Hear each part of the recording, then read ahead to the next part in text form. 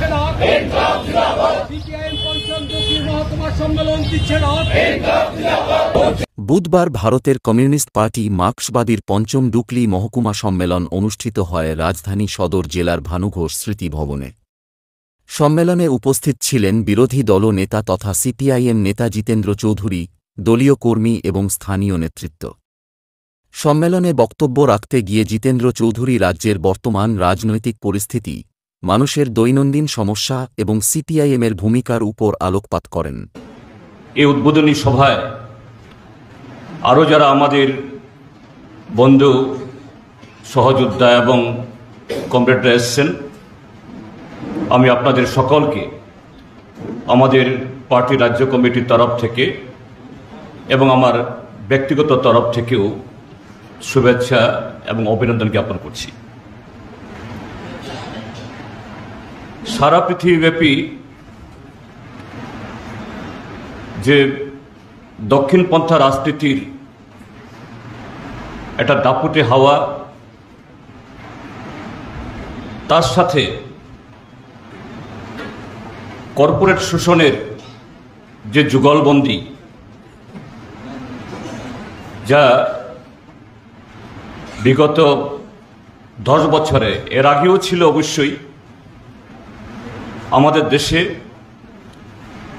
এই দেশের সংখ্যাগরিষ্ঠ মানুষের জনজীবনের উপরে বহুবিধ যে সমস্যা, আক্রমণ প্রায় প্রতিদিন নতুন নতুন কায়দায় যখন আরও বেশি সংগঠিত করছে, এরকম একটা সময়েতে আমাদের পার্টির 24তম মহাসম্মেলনকে তথা পার্টি কংগ্রেসকে সামনে রেখে সারা দেশে আমাদের এই সম্মেলন প্রক্রিয়া, আমাদের পার্টির গঠনতন্ত্র, এটাকে অনুসরণ করে আমরা করছি।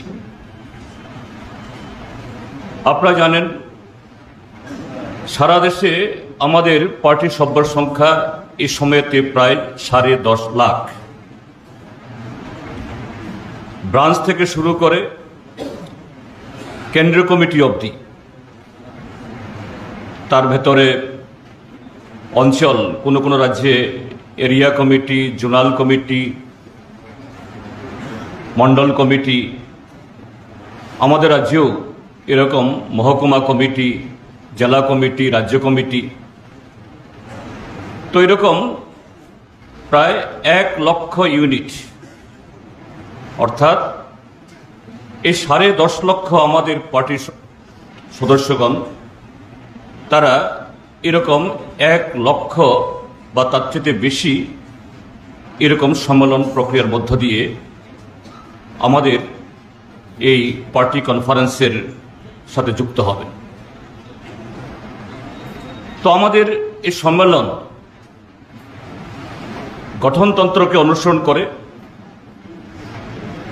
3 বছর অন্তর আমাদের এই কর্মসূচি হলেও এটা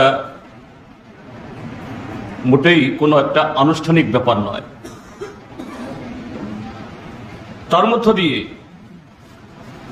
আমাদের পার্টি, ভারতের কমিউনিস্ট পার্টি মার্ক্সবাদী, যে অভীষ্ট লক্ষ্যকে সামনে রেখে আমরা আমাদের দেশে সমাজ পরিবর্তনের জন্য আমাদের যে কর্মসূচি, এটাকে এগিয়ে নিয়ে যাওয়ার প্রশ্নে একদিক থেকে রাজনৈতিকভাবে দেশের জনগণকে সুশিক্ষিত করা, সচেতন করা, অন্যদিক থেকে সেই রাজনৈতিক লক্ষ্যকে সফল করার জন্য কিভাবে আমাদের পার্টি এটাকে সাংগঠনিক দিক থেকে আমাদের দেশের যে বৈশিষ্ট্য, তার নিরিখে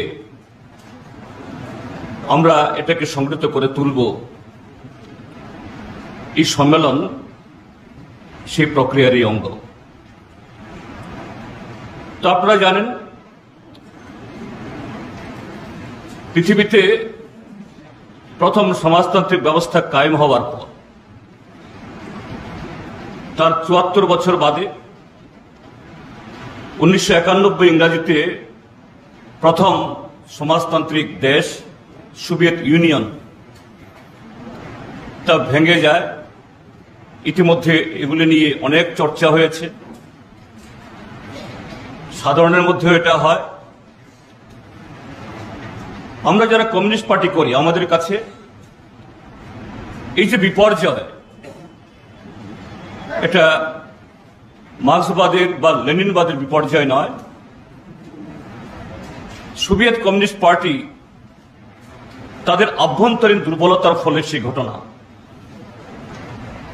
সেই ৯১ সালের পর গত ৩ দশক সময়ের চেয়ে বেশি সময় ধরে এটা দাপট চলছে কর্পোরেটের। তার সাথে দক্ষিণপন্থা রাজনীতি, কখনো সাম্প্রদায়িক, এটা ধর্মীয় সাম্প্রদায়িক বা অন্য সাম্প্রদায়িকতার অস্ত্র নিয়ে, বিষ নিয়ে সারা পৃথিবীতে, শুধু আমাদের দেশে না, আমরা দেখি এই ধনতন্ত্রকে অর্থাৎ সমাজতন্ত্রকে দাবিয়ে রাখার জন্য তাদের যে চক্রান্ত বা কারসাজি, এটাকেই নানাভাবে সাহায্য করে সেখানে আসছে। কিন্তু তার মধ্যে আমরা দেখি আমাদের দেশ সহ সারা পৃথিবীতে আজকে ধনতান্ত্রিক ব্যবস্থা তার যে সর্বোচ্চ ধাপ, সাম্রাজ্যবাদী ব্যবস্থা, আজকে তারা সমাজতন্ত্রের সাময়িক বিপর্যয় ঘটাতে পারলেও সেখানে পৃথিবীর কোনো দেশেই তাদের স্ব দেশেরই হোক বা কোনো অঞ্চলের মানুষের প্রগতিতে বিকল্প কিছু দেখাতে পারিনি। যা কিছু হয়েছে আজকে কর্পোরেটদের নতুন ভাষা বা নতুন ট্যাকটিক্স, সেটা কি? অস্টেরিটি ড্রাইভ, ব্যয় সংকোচ। কাকে করতে হবে? শ্রমিক শ্রেণীকে, গরিব মানুষকে তাদের বরাদ্দ ছাঁটাই করতে হবে। অতিরিক্ত সময়, সেই ৮ ঘন্টা কাজ, ৮ ঘন্টা বিশ্রাম এবং ৮ ঘন্টা বিনোদন ইত্যাদির জন্য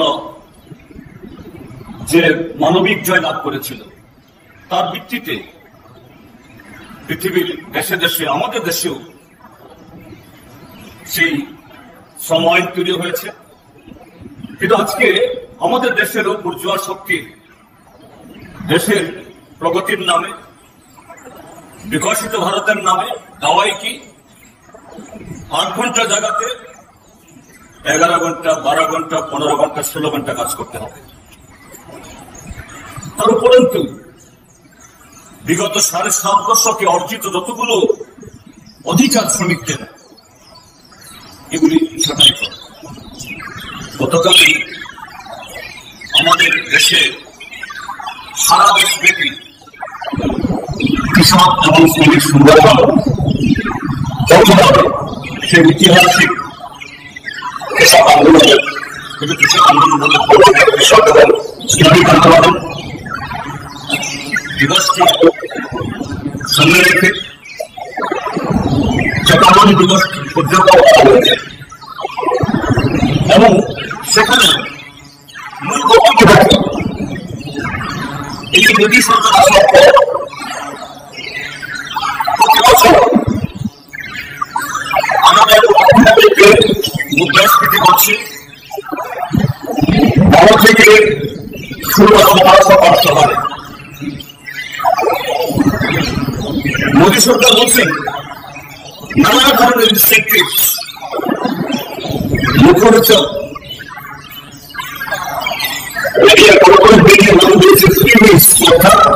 জনগণকে মুক্তবিরাম স্কিম দিচ্ছে জনগণ মানে।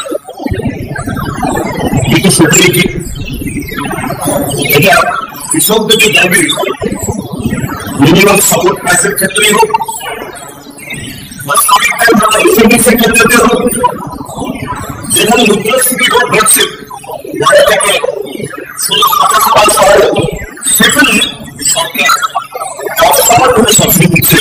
এটা 2 থেকে 7% একটা জনসভার ব্যবধানে এই দেশের গরিব মানুষের উপরে অর্থনৈতিক চাপ সৃষ্টি হচ্ছে।